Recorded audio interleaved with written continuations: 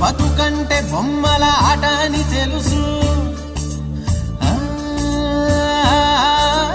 కథ అని తెలుసు, కథ అని తెలుసు, కథలన్నీ కంచికే చేరునని తెలుసు.